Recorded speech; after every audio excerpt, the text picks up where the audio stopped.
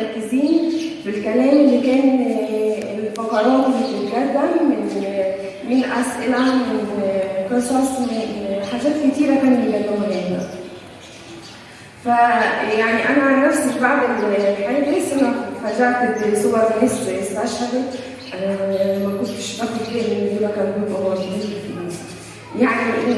يعني مثلا إحنا موجودين في الكنيسة ما بنتكلمش، ما بنحكيش، مركزين في اللي بيتقال فينا. فعلى حوالي الساعة 7 كده في ناس دخلوا وضربوا بالرصاص.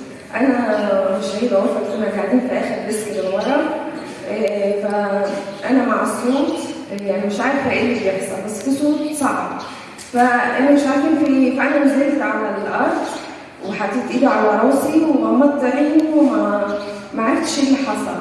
لكن ألفت كانت في ظهري بتقول لي قومي قومي اجري، بس أنا ما يعني مش عارفة فقدت الوعي ولا إيه، مش فاهمة.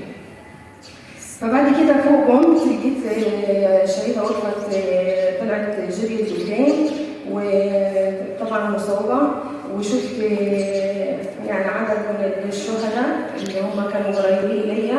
كان الشهيد جوزيف كان جنب البيت، والباقيين انا ما كنتش يعني كده ان انا اشوفهم هم فين.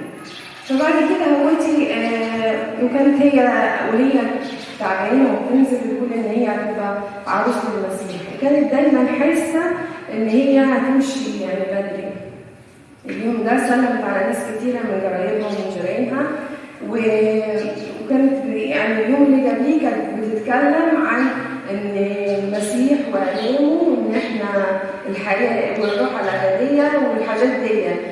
وغير كده يعني كانت هي ما بتتكلمش كلام علني. يعني ايه كلام علني؟ يعني ما كانتش تقعد تحكي زي البنات كده عن اي حاجه في اي حاجه، لا، احنا كنا بنتكلم عن الكنيسه، عن الصلاه، عن الصوم، عن اي حاجه. عمرها ما اتكلمت عن حاجه علنيه. طيب كمان هي اتولدت كان يوم 4، وجابت الشبكه بتاعتها كان يوم 4، الخطوبه بتاعتها كانت يوم 4، الاستشهاد كان يوم 4. يعني كانت الحاجات دي ربنا مرتبها، مش اي حد بياخد البركه دي. ليه؟ لان احنا كان في عدد كبير طبعا في الكنيسه، وبالرغم ان احنا كنا قاعدين مجموعه جنب بعض، فينا اللي اتصاب وفينا اللي استشهد وفينا ما حصلوش اي حاجه خالص في نفس المكان. وانا يعني انت ليه تقول كده؟ قال له ده حقيقي، ممكن الواحد يبقى واقف وما يبقاش موجود، ممكن الواحد يبقى واقف وبعد ساعتين ما تلاقينيش، الكلمتين كده غيرهم بدون استشهاد. يعني معنى كده ايه؟ يعني معنى كده ان اللي بيموت يبقى ربنا عامل له دعوه، بيبقى يستنيه، بيبقى حاسس، مديله احساس باللي هو كان دايما يقول يعني انا السيد المسيح ان هو ايه؟ ان لازم الواحد يحس ان ربنا جه اتألم عشان خاطره. يعني احنا بنتكلم ربنا جه اتألم علشاننا ونتعذب علشاننا، لا، بيقول ان لازم كل واحد يحط في يقينه ان ربنا جاي له وهو مخصوص. يعني ايه طفل في السن ده يتكلم بالشكل ده؟ يعني هو كان معد للحظه دي، كان بيستنى اللحظه، كان بيحب يساعد اصحابه، كان لما يحب يدي لبسه من لبسه للاطفال اللي من سنه كان بيلاقي احسن حاجه عشان ايه؟ شعورهم. في يوم من الايام اختلف مع واحده من المدرسين، فكان المفروض باباه يعني هو يحل المشكله دي زي اي حد بيبقى معاه مشكله في المدرسه. فراح قال لبابا، قال له لا ما ينفعش تروح ليه؟ يلا عشان انا ليا اصحابي في المدرسه ايتام، فانا لما يبقى في مشكله مين هيحل لهم؟ هم كده يعني شعورهم هيتجرح، فانا لازم ايه؟ انا احل انا مشكلتي عشان شعوري كمان اصدقائي يعني. وكان دايما بيتكلم ان هو نفسه يعمل حاجه حلوه للناس. طب يعني السن دوت ازاي بيفكر بالشكل ده؟ قال له فبابا قال له انت ممكن، قال له انا نفسي اعمل اي حاجه كويسه للناس وبعد كده استشهد. فقال له طب انت ممكن تدخل كليه كويسه وتفيد الناس وتبقى ليك كرامه حلوه يعني تنفع الناس. قال له لا، بس كرامه الشهاده حاجه ثانيه خالص. يعني شوف طفل صغير بيتكلم عن الشهاده، مع ان احنا في الوقت دوت كان يعني يعتبر الحادثه دي من اول الاحداث بتاع العصر الجديد بتاع الشهداء، يعني ما كانش في حاجه حصلت زي كده وسمع عنها وابتدى يتكلم عليها، لا ما كانش فيه. لكن هو ذهنه كان من طفولته متعلق بالكنيسة، عارف يعني ايه شكلها، عارف يعني ايه صوم، عارف يعني ايه صلاة.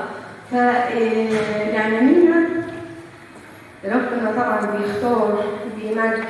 احنا كلنا مش سامعين، كلنا بنصلي، بس ربنا بيختار القلب النقي، القلب الطاهر، القلب المستعد، القلب اللي بيحب ان هو يكون مع ربنا. عشان كده هو دخل نجيهم. احنا كنا كتار بس هو خد ناس معينه. فيا ريت احنا كلنا نتشبه بيهم. والشهداء دلوقتي اللي كانوا في الكنيسه وضربوهم ومش عارفه ايه، لا، الناس دي ربنا كان بيعدهم، كان بيعدهم من فتره. انا كنت في اخر الكنبه من ورا، يعني المفروض ان انا جنب اللي بيضربوا. لو ربنا عايز ياخدني كان هياخدني في الوقت ده، لكن هو بياخد بينجي اللي بيستعد، اللي قلبه حلو. يعني اللي بيستشهد دول ما بيبقوش يعني صدفه كانوا في الكنيسه ودخلوا موتوا ناس وناس جالهم رصاص وناس لا وخلاص، لا، دول بيبقوا متنجيين. يعني بيبقى ربنا ناظر لقلبهم وطهارتهم. وكانت دايما تحب تروح الكنيسه تنظف. انا ما كنتش عارفه الخدمه دي، هي اللي علمتها لي.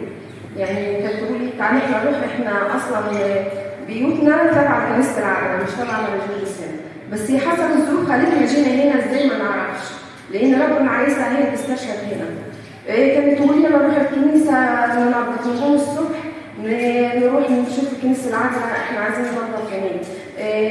يعني كانت حياتها كلها تحب تقدم خدمه للناس. لما كانت تطلب حاجه من باباها ومامتها ما كانش تطلب كده، تقول لي لو انتوا هتقدروا ماشي، لو الحاجه دي مقدوركم ماشي، انا ممكن تشوفوها لي، مش مثلا زي الايام دي احنا ماما عايزين ده احنا لا. هي ما كانش عندها كده خالص. هي كانت دايما تقول لي تقدر عليك تشوفوا مقدوركم. يعني هي كانت حالتها حلوه، كانت بسيطه، كانت زي الاطفال في فكرها، في كلامها، في تصرفاتها. قد ايه ما كانت هي، يعني انا مش عارفه اوصفها بصراحه، بس يعني هي كانت حلوه في كل حاجه، في معاملتها مع الناس، في الطيبه. يعني ما كانش صوتها عالي، ما كانش تعمل اي حاجه زعل حركات، بتحاول تكسب كل اللي حواليها بمحبتها وتصرفاتها. وكانت كمان بتتمنى ان هي تكون عروسه المسيح، وربنا طبعا نظر لمشتهى قلبها واديها الكرامه العظيمه دي. كمان هتكلم عن الشهيد الصغير، الشهيد مينا. هو كان اصغر واحد وكان سنه مش مناسب لسن الاجتماع. عشان اقول لكم برضه ان الحاجه دي بتبقى دعوه من ربنا. يعني ايه؟ يعني مثلا انتوا كسنكم ما ينفعش تروحوا تحضروا اجتماع شباب وشابات، صح؟ لكن هو ربنا عشان بينجي ناس فبيخليهم يروحوا اليوم دوت، بيبقى عامل لهم دعوه زي دعوه الفرح كده. فهو كان بيحب يروح يحضر الاجتماع دوت.